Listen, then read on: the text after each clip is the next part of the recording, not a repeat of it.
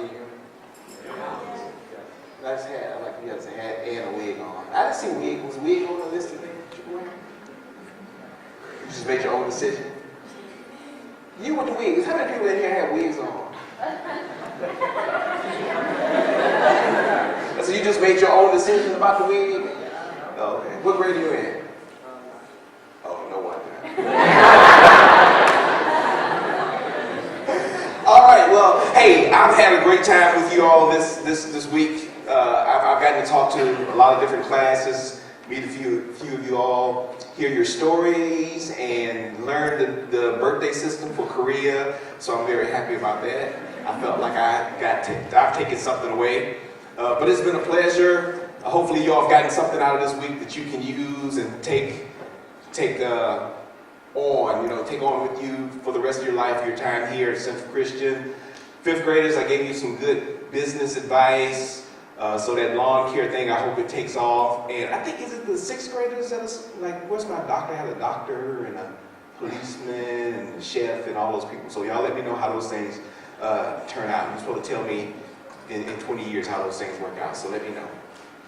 Becoming me. That's what we've been talking about. How to become your ideal self in a cluttered world. We said that we are fearfully and wonderfully made. God has created us to be unique, just like our fingerprints. We each are so unique. We have so many different gifts that God has placed in each of us, and we have to figure out the best way to use those things in our life. Now my thing on the last day it doesn't work, right? That's great.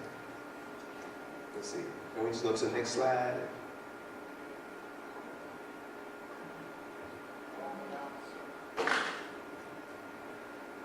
Oh, we already did announcements? The last day, right? It worked every single day. I think it's because my friend Bethany is here. Okay, let's read. So here's what I want you to do. God helping you.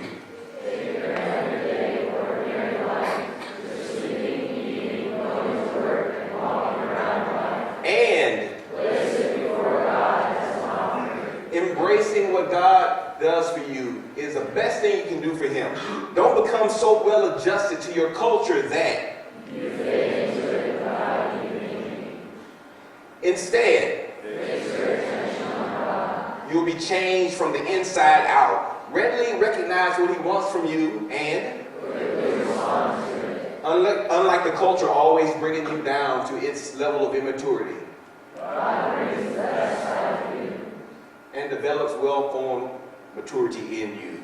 And so we make this Christian walk complicated. And hopefully I've simplified a little bit for you all. That you look at where you are, take your everyday life, your everyday walking around life, and make a difference. It's not about the big things, but it's what we begin to do right now. If there's a gift that you have, start using it when?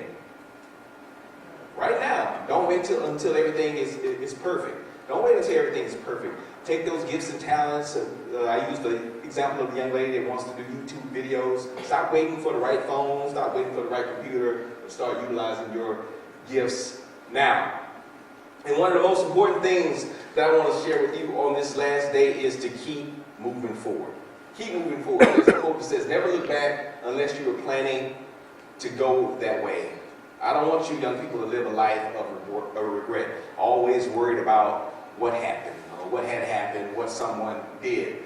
And then the second shortest scripture in the Bible is, remember Lot's wife. What's the shortest scripture in the Bible? Jesus wept, right? So this is the second one. I think it's another one that's about the same, but just tell people that they won't know. Remember Lot's wife. Remember Lot's wife. So she looked back. She lived a life of regret.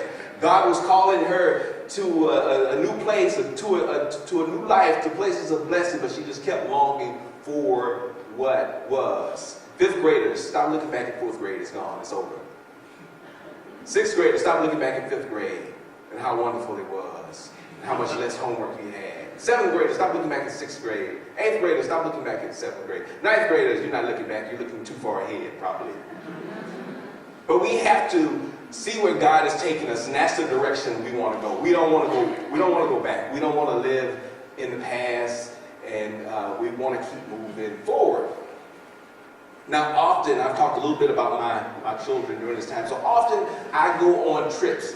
And we drive in the car. And this is how I was driving in Terry's car. He let me borrow his convertible. If you all see me driving in that convertible, that's how I was driving down the road until I met the lovely Ohio State Troopers last night. And so they introduced me to some of the traffic laws here in Ohio. They said, what do you do? I said, well, I'm a pastor, and I'm here speaking to this wonderful group of students at Central Christian. The guy said, all right, let me see your license, and if everything's okay, I'll let you go. So thank you all, y'all got me out of this. Because I was doing what God had called me to do, right? But I go on trips often with my family, my children, and I'm driving down the road. I take my daughter from San Antonio to Austin. I'm driving down the road, and I said, look at that, look, it's a dead cow in the middle of the street, or did you see that Ferrari drive by? And my kids in the back of the car. Sleep. They miss everything, or they're down, doing this. That's how some of y'all go through life, right? Some of us as adults too, sitting around like this. One of the things I want to say to you is that you have to enjoy the journey. Sometimes we can get so focused on the destination, where we're going and how we're going to get there, that we just tune everything out in our lives, but we have to enjoy the journey. There's so many lovely things to see from where you are now to where God is going to take you. We talked about the story of Joseph, and I said it was a preparation process that Joseph had to get from the place where God had showed him that he was going to be great to the place where he was actually great. But a lot of things happened. A lot of things that needed to happen in his life for him to achieve the things that God has called him to do. And so as you go through your life, ninth graders, it's not all about what happens when you become a senior. Enjoy 10th grade. Enjoy 11th grade. Enjoy your senior year. Seniors, it's not just about getting out of your parents' house. You're going to realize that. Some of you all are going to try to come back. Maybe your parents lock the door so you can't get back in. You'll see how the world is when you're out there. So appreciate where you are now. Enjoy each and every phase of your life. Enjoy college. Don't just start looking for, I can't wait till I get out of college and get a job. No, enjoy each and every moment of this journey that God has called you to. And the other thing is, as you live your life, you're going to have some ups and downs. And this is the last part, as we talk about living that ideal life, is letting go. It's letting go. Letting go of past hurts, past pain, and not keeping our head turned in the direction that we don't want to go. Decide to keep moving forward in your life. You have ups and downs. Some of you who are in athletics, sometimes you'll hit this wall, but you have to keep pushing forward. When you're in track, you don't just stop in the middle of the race. No, you keep pushing forward. Even if you're behind, you want to keep pushing forward. When you're taking that class and things seem difficult, you just don't know if you're going to make it, I want you to keep pushing forward, young people. When you have tragedy in your life, keep pushing forward. I think I used the example of, in some of the classes, that my father died when I was 14. Devastating for a young man, and I understand some of you all have experienced similar loss in your lives. You have to keep pushing forward. It's not sad, not that I don't remember my father, but I have to keep pushing forward and living my life and being the person that God has called me to be. Stop the blame game and take responsibility for your suffering. Those bad grades you have are not because your teacher doesn't like you. It's because you probably haven't studied or you need some extra help. And part of letting go is understanding that you need help and that you have to take responsibility for some of the things that happen in your life. My daughter went through, I told you a little bit about my daughter's phase where she felt like people didn't like her. I said, well, there are people that like you, Dre. You just don't like the people that like you. You have to have some responsibility. She had this one friend that she was so clingy, just clung to her all the time. But that girl wasn't very popular, and so my daughter kind of didn't want to be drawn into the unpopular crowd. I said, there are people that love you. So you have to take some responsibility on how you treat people and how you want to be treated. You can't blame everyone else. One of the things I tell old people is, I say, develop new stories. But I want you to develop your own stories, because everything is pretty much new for you all. Develop your own story. If you feel like I want to wear a wig with a hat on top of it, do that. Be you. Create your own story. I told one of the classes, I don't remember because I've spoken to so many of you all, it's become a blur, but I told one class, that I would often, growing up in the Presbyterian church, be the only African-American person at camp when I went to camp. I'd be the only black person. So I stood out, right? All these white people, these little black men. And so I would say, hey, if you're going to know me, you're going to know me not just because I'm black, but because of the things that I do. If I'm going to stand out, then I'm going to be a leader, I'm going to be funny, I'm going to sing my turkey song, whatever. You're going to know me for something else other than my skin color. And know that it's okay to let go. This is harsh, but I'm a real believer of this. Knowing when it's okay to let go. Which is sometimes I think is anti-Mennonite for those of you all that are Mennonite. Mennonites like to hold on to stuff and lament. And we still talk about what happened in 1600. We feel like we're still on this church. We still, they burned us at the stake, you know. And it's been so many years ago, but we want to hold on to those things, and we have this victim, this martyr mentality. That's kind of where we are in our society. But yes, I know we all suffer. And I don't want to diminish anyone's suffering. We all have different things that we go through, but it's okay to let go and move forward in your life. If I sit and think about my childhood, there's so many things I can be unhappy about. You know, my dad, you know, I love my dad. My dad was a mean, old, abusive man. He slapped me upside the head, cussed me out. You know, very, very negative about stuff. I mean, but is that what's going to define me? My brother told me one time after we got older that he wanted to kill my dad because my dad was so mean to him. Am I going to let that stop me? Am I going to let that stop me from showing love to my son? No, if anything, it's going to make me a better father. Because my dad never did anything with us. He didn't go to church with us. All he did was crank up the lawnmower so we could cut grass together. And he took me swimming to the swimming pool because he was retired, so he drove me to the swimming pool and things like that. But I want to be a better father. I want to create my own story. I want my children to know what it's like to be kind, and I can be a strong man, but I don't have to be abusive. I decided to create my own story and not just stay there in a place where I was abused or wallow around in it. And if you feel like you can't get to that place, maybe you need to get some help, go talk to someone. That's okay. Talk to someone, talk to a teacher, counselor, someone that you trust, but it's okay to let go and move on and decide that you're going to be different. So the things I want you to take away with you.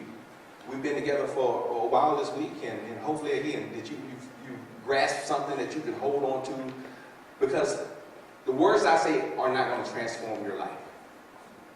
What you do will transform your life.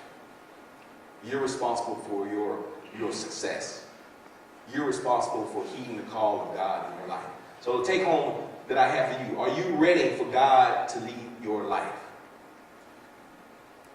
Or are you going to be so accustomed to this culture that you're going to let it bring you down, that you're going to let it hold you back, that you're going to let that clutter keep you from God's designed path for your life? Is something distracting you? Maybe it's a him or a her distracting you. Cut them loose. Kick them to the curb.